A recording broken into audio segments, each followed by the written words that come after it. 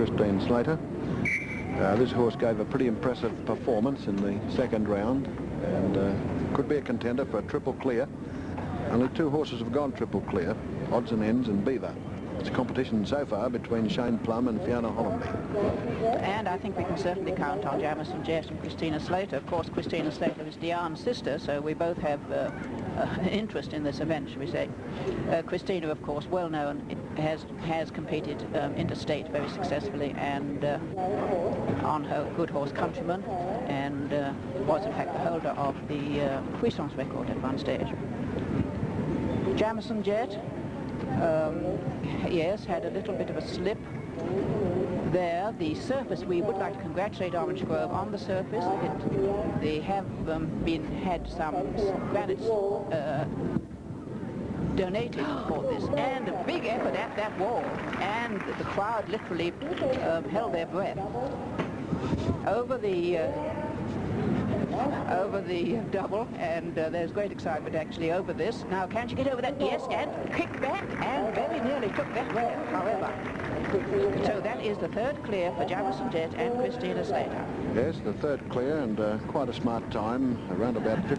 Men who wouldn't always be the most popular man at a show, Jumping Gymkhana, I wouldn't imagine. He's the assistant course builder here at Orange Grove, Perry Wilkie. Perry, I noticed a little earlier there was a little bit of activity out there behind us. Will there be any changes made to the course for this final jump-off? For the final jump-off, no other changes are considered necessary because the standard already here has tested, we feel, the horses and riders to the standard that these horses are at, and which is a C grade. Right, Perry, well, you've had to make a few changes during the course of the day, but what heights and spreads did the jump start at for the first round this morning? The course commenced at 3'9" to 4'6", and the second round led from 4 feet to 5 feet, and the third round went on a shortened course, jumps commencing from 4'3" to 5'6".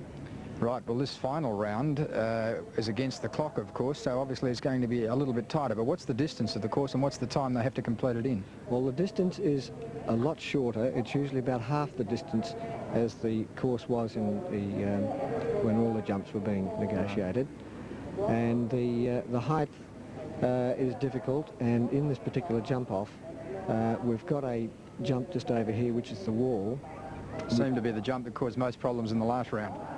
Exactly, because it's a jump which requires a lot of skill and a lot of boldness on the part of horse and rider to attempt it, because it's quite a formidable obstacle to come up against, as you can. You're in a position to estimate what might be a good winning time for this final round? What the horse would have to negotiate it in?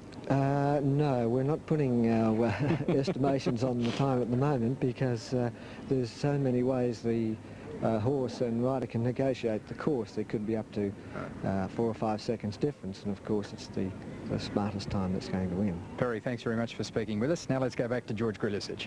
Well, thank you to Wally Foreman. And we're getting the information now on Beaver. 38.4 seconds.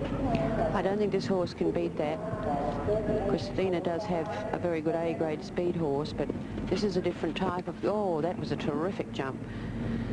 It looks terrific, but it's very slow when they take off that early. They're longer in the air. You're better off to make your jumps fairly economical so the horse can keep going in between his fences. You'll notice she's taking a longer track.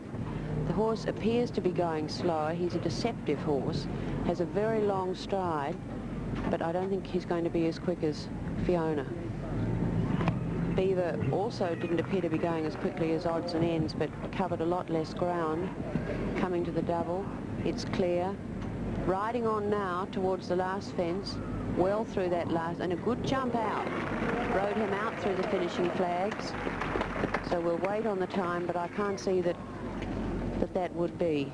Well, I forgot to readjust the stopwatch, but I did press it on, and I'd say it's just a tick outside Fiona's time, but by about a second, I'd say. But we'll get the information in a moment, but that's another clear round there, so the only way that Christine's on time, and the time was 40.41, so that's slower than Fiona Hollenby's 38.50, so Fiona Hollenby is leading the competition in the second jump-off round.